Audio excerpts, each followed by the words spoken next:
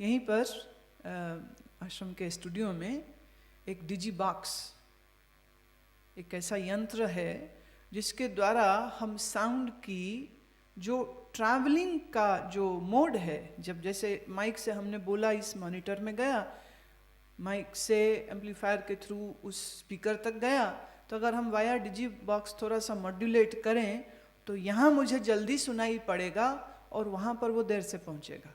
तो उसकी हमने तरंग को थोड़ा धीमा कर दिया। हम धीमा कर सकते हैं, उसे तेज कर सकते हैं। फीडबैक ना आवे तो उसके अंदर उस साउंड डिले को डाल दिया जाता है। ऐसे यंत्र होते हैं।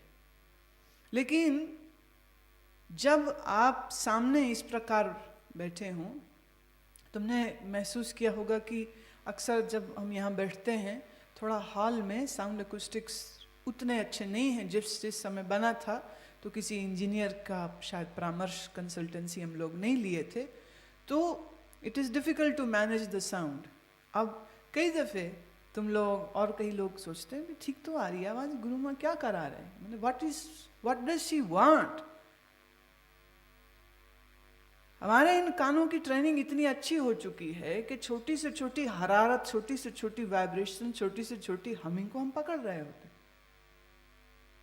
और गाने के लिए मॉनिटर से मुझे मेरी आवाज़ और मेरे साजों की आवाज़ जब तक ठीक से नहीं आएगी, अगर डिलेड आ रही हो या डिस्ट्रैक्टेड आ रही हो या मडी आ रही हो। देखो, sound is muddy, sound can be fragmented, sound can be fractionalised.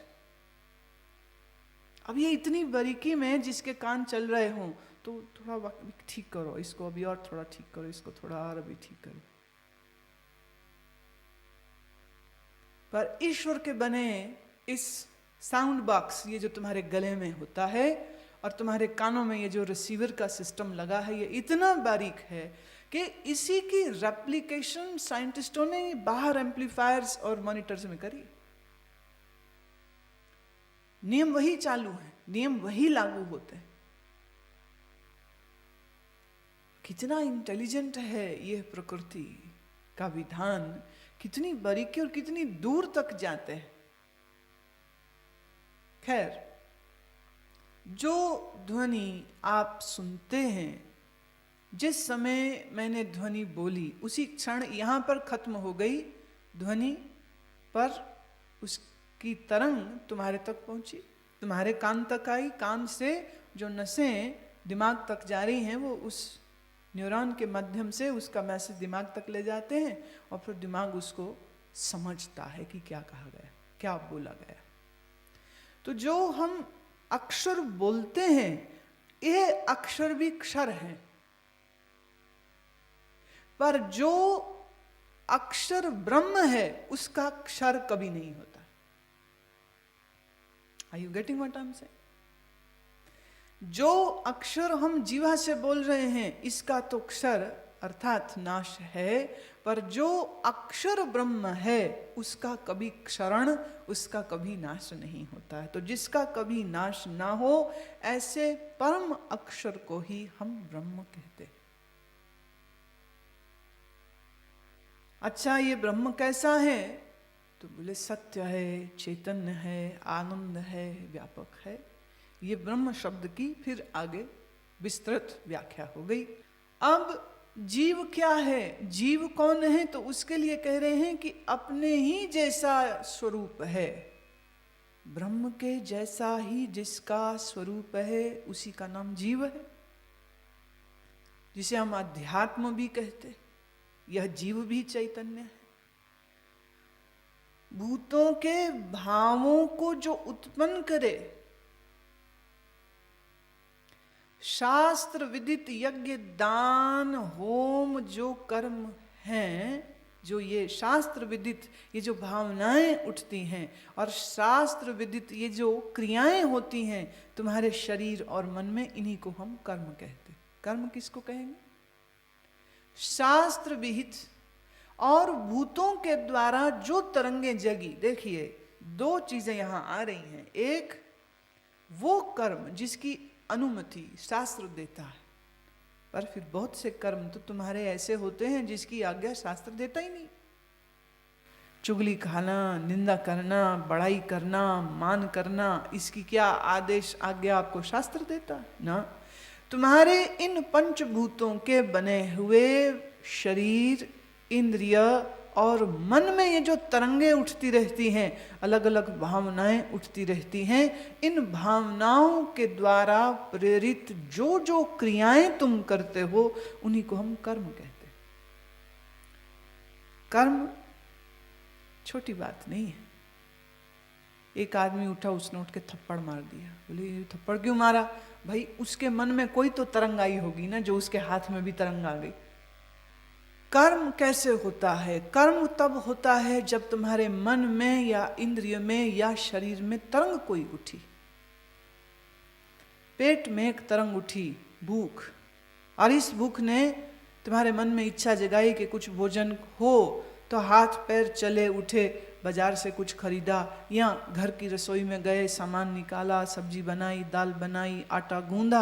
अब ये सब हरकतें, ये जितनी क्रियाएं हो रही हैं, ये किस कारण हो रही हैं? कि मन में एक तरंग उठी, और मन में तरंग जो उठी उससे पहले एक तरंग तुम्हारे पेट में उठी। ऐसे ही तुम्हारी किसी मांसपेशी में एक तरंग उठी और दिमाग ने कहा कि भाई तो दर्द हो रही है, तो जीभ हिली। तो तुमने किसी से, जो भी तुम्हारे नजदीक था, माँ बाप, भाई बहन, बीवी, पति, उसको कहा कि मुझे दर्द हो रही है। मांसपेशी में एक तरंग उठी, उस तरंग ने तुम्हारी जीभ में तरंग लाई। उस जीभ ने जब बोला तो सुनने वाले के शरीर में भी तरंग आई। कहते अच्छा मैं कोई ट्यूब लाता हूँ, कोई दवाई लाता हूँ।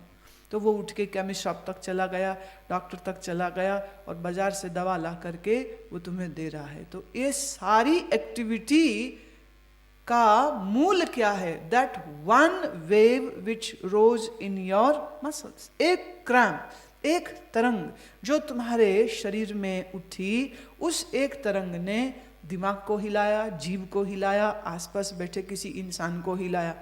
मान लीजिए आपके आसपास कोई नहीं है तो फिर तुम्ही को हिलना पड़ेगा। उठ के बाहर जाओगे, दवा खरीदोगे, डॉक्टर को मिलोगे।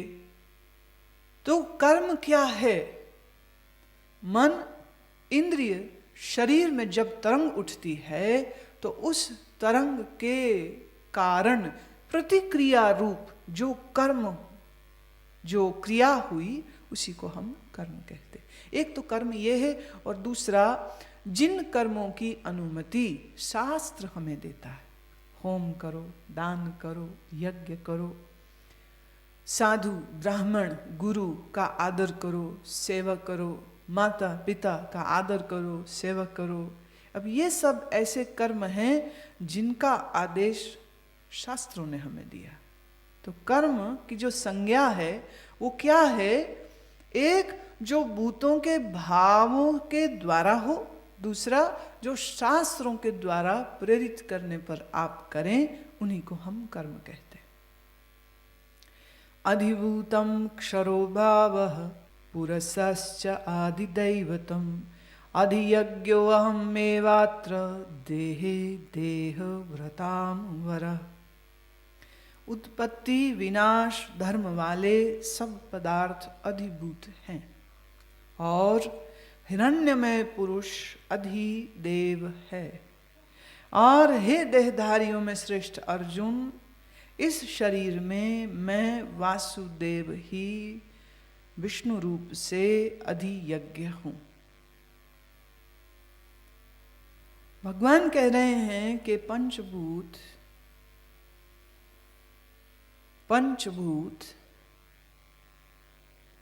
आधार हैं इस पूरे जगत का, और यह पंचभूत उत्पन्न होते हैं और नाश भी हो जाते हैं।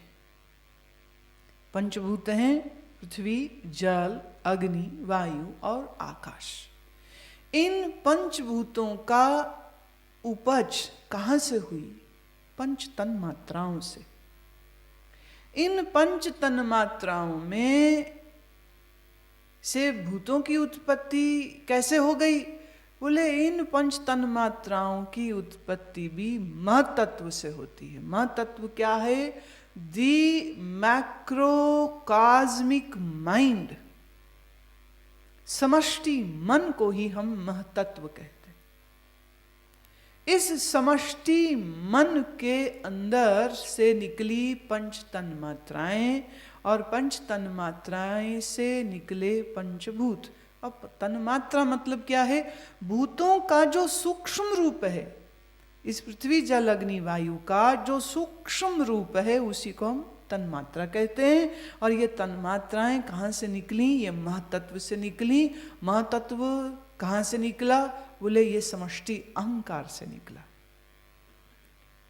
ये समष्टि अहंकार कहाँ से निकला? बोले ईश्वर से निकला। बोले ईश्वर किससे निकला? बोले ईश्वर ब्रह्म सत्ता से चलता। तो इस समष्टि माया विशिष्ट चैतन्य को, जिसे हम ईश्वर साधारण भाषा में बोलते हैं, ईश्वर के अहंकार और महतत्व में जब तरंग उठी तो तन्मात्राएं बनी। तन्मात्राएं ही जब स्थूल हुई तो पंचभूत बने और इन्हीं पंचभूतों से ये सारा विश्व बना। अब पहले ये विश्व नहीं था, अब है, फिर नहीं हो जाएगा। ऐसा है कि नाश जिसको हम कह रहे हैं, बेसिकली वो नाश क्या है? अब थोड़ा सा अगर हम बौद्ध मत की दृष्टि से इसको समझें तो थोड़ा और स्पष्ट हो जाएगा। आज वस्तु दिखती है, कल वस्तु नहीं दिखती। तुम्हारी आंखों को नहीं दिखती है, पर एक तरह से देखा जाए तो वो अभी भी है, पर किसी दूसरे रूप में। आज ये तौलिया हाथ में है, मेरे दिख रहा है। इसका रंग, इसका आकार, इसकी उपयोगिता समझ आ रही। समय बाद जब ये इस्तेमाल कर करके गंदा हो जाएगा तो इसको फेंक देंगे। फेंकेंगे, क्या होगा? इसकी डिजेनरेशन हो जाएगी। या तो मिट्टी में मिले मिले एक दिन ये भी मिट्टी ही हो जाएगा, या इसको कोई जला देगा, ट्रैश में इसको जला देगा। कूड़े में ये टुकड़ा गया और जल गया, और जल के राख हो गया। राख कहाँ गई? मिट्टी में। तो मिट्टी तो अभी भी है। तो हम ये कह सकते हैं कि तौलिया अभी भी है, पर अब हम तौलिए को तौलिया नहीं कह रहे, अब हम तौलिए को मिट्टी कह रहे हैं। आकार बदलते रहते, निराकार कभी बदलता नहीं। और जो बदलता है उसी को अधिभूत कहते। जो बदल जाएगा, आज स्थूल है फिर सूक्ष्म हो जाएगा। आज तुम्हारा शरीर, ये मेरा शरीर तुम्हें दिख रहा है, लेकिन आज से 42 साल पहले ये शरीर कहीं भी नहीं था, तो किसी को भी नहीं दिख रहा था, मुझे भी नहीं दिख रहा था। जब मुझे ही नहीं दिख रहा था तो तुम्हें कहां से दिखेगा? तो 42 साल पहले ये देह कहां थी? कहां था ये शरीर? अन्न में था, जल में था, अग्नि में था, वायु में था, आकाश में था।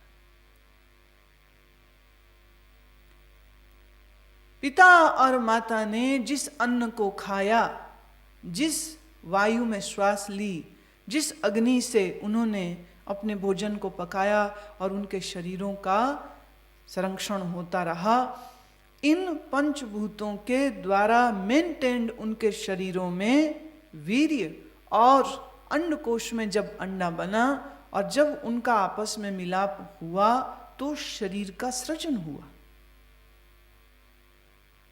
तो इस देह से पहले शरीर किस रूप में था? अन्न रूप से था, वायु रूप से था, अग्नि रूप से था, आकाश रूप से था।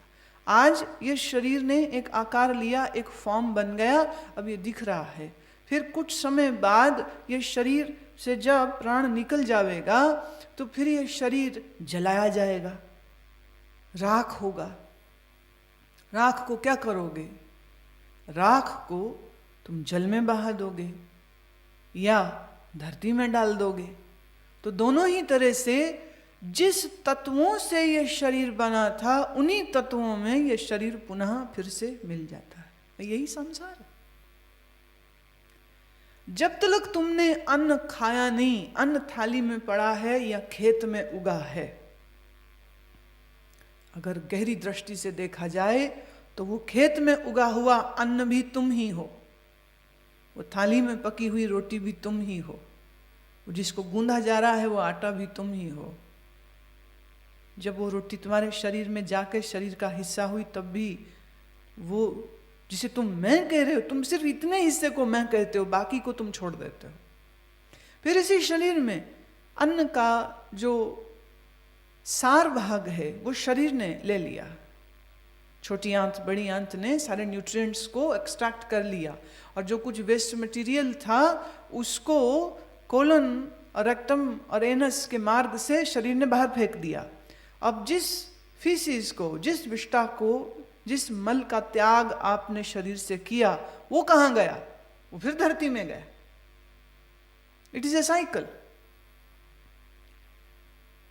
फीसिस, तुम्हारी विष्ठा, तुम्हारा मल, तुम्हारा मूत्र फिर जल में, फिर पृथ्वी में मिल गया, और ये फिर पृथ्वी में उग रहे अन्न का हिस्सा हो जाएंगे। यही मल फिर अन्न हो जाएगा, फिर यही अन्न कोई खाएगा, फिर उस अन्न के द्वारा फिर एक नया शरीर बन जाएगा। ये क्रम है, ये साइकिल है जो चल रहा।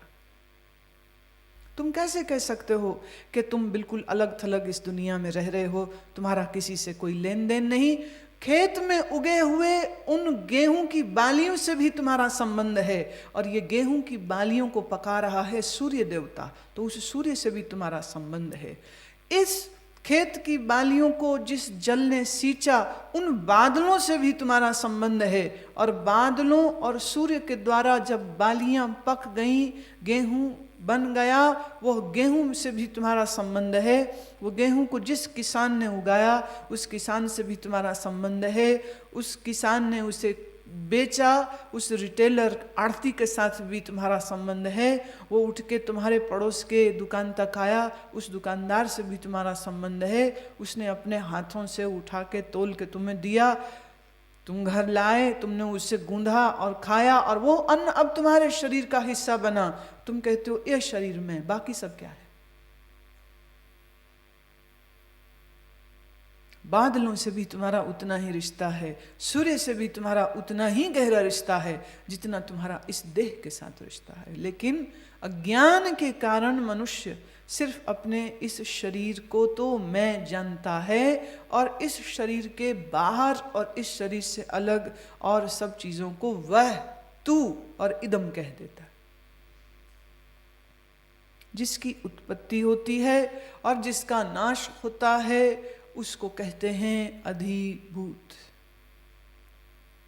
अब इस भूतों का जो भोगता है, इन भूतों को जो जानता है, इन भूतों के सुख को, दुख को, द्वंद्वों को जो जानता है, इस देह के अंदर जो चैतन्य है वही अधिदेव है।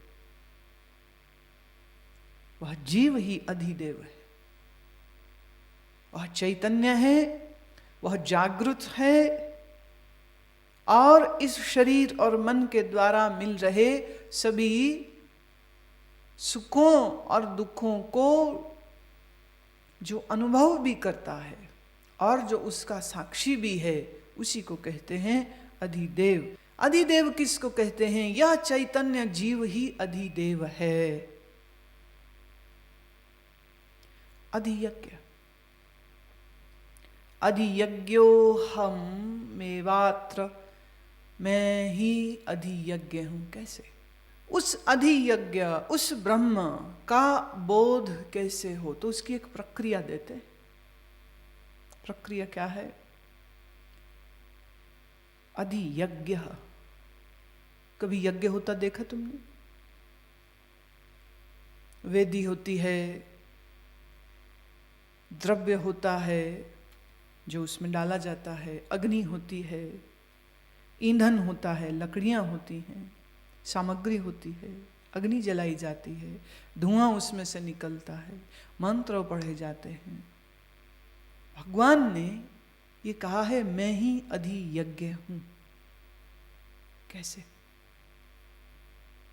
इसको जानने के लिए एक लंबी प्रक्रिया है।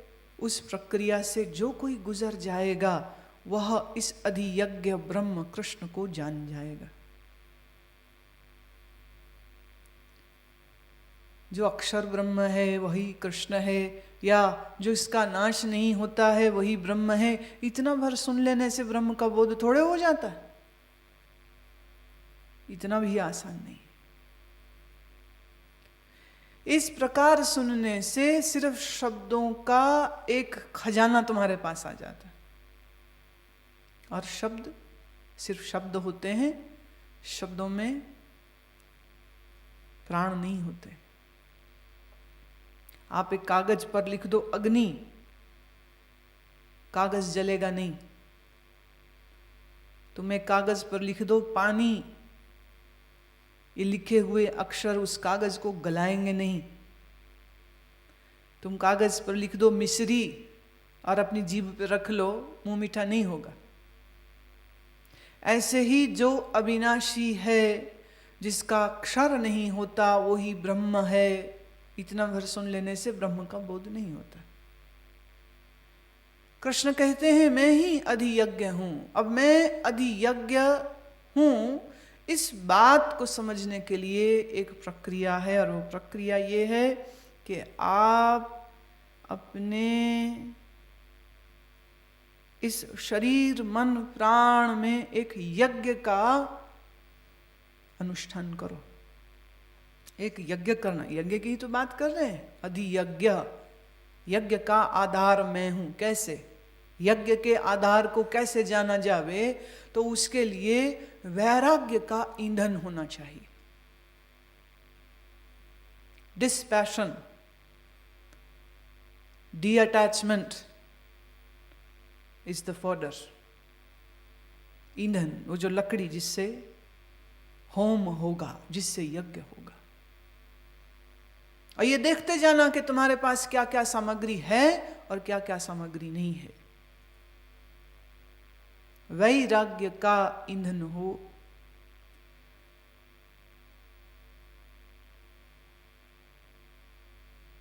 इंद्रिय संयम की अग्नि, माचिस, जिस दिया सिलाई से तुम जलाओगे हवन के कुंड को, वो आग इंद्रिय संयम।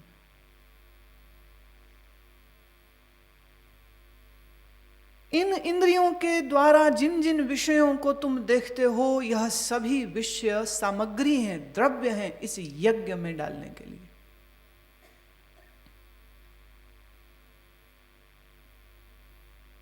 यज्ञ एक आसन पर किया जाता है, तो वज्रासन में बैठो, अथवा सिद्धासन में, अथवा पद्मासन में बैठाओ, और ये शरीर का मंडल बनाओ।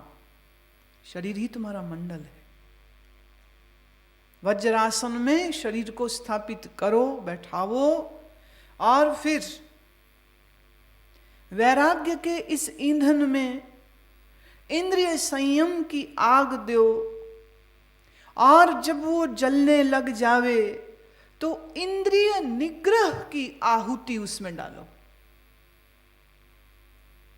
इंद्रिय निग्रह का अर्थ कि इंद्रियां बिखरी हुई नहीं है, कि आंख कुछ कहीं और देखने को चली गई, और कान कुछ और सुनने में मस्त है, और जीभ कुछ खाने बोलने में मस्त है, और तुम्हारी स्पर्श इंद्री कुछ कुछ छूने के मस्त में उस भोग में गई है। इंद्रियां यहाँ माने इंद्रियों का निग्रह हो जाए। इंद्रियां अपने निज स्थान में बैठी हैं, इंद्रिय अपने निज स्थान में, मन प्रत्याहार हो रहा है, कमिंग बैक होम।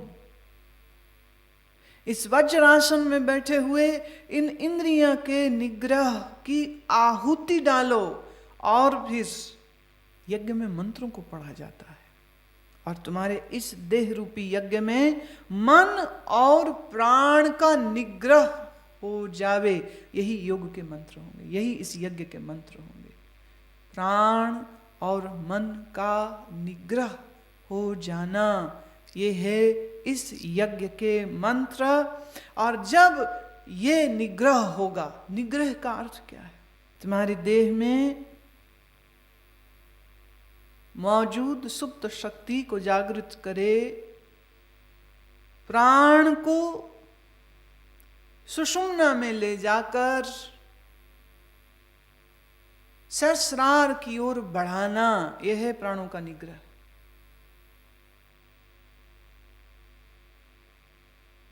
और मन का निग्रह, क्योंकि जब इस प्रकार यह शक्ति सुषुम्ना में जागृत होकर सहस्रार की ओर बढ़ती है तो मन का कंप्लीट स्टिलनेस, निग्रह माने स्टिलनेस, प्राणों को सहस्रार में जाके निग्रह कर दे, बैठा दे, स्टिल हो गया, मन टोटली स्टिल हो गया, तो फिर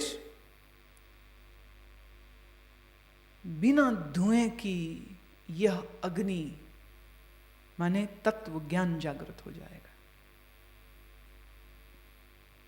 और यह तत्व ज्ञान अपने प्रकाश से अधियज्ञ कृष्ण ब्रह्म का ज्ञान करा के फिर यह ज्ञान अग्नि भी शांत हो जाती है जब, और पीछे जो बचा केवल ब्रह्म, शुद्ध ब्रह्म, वही अधियज्ञ है।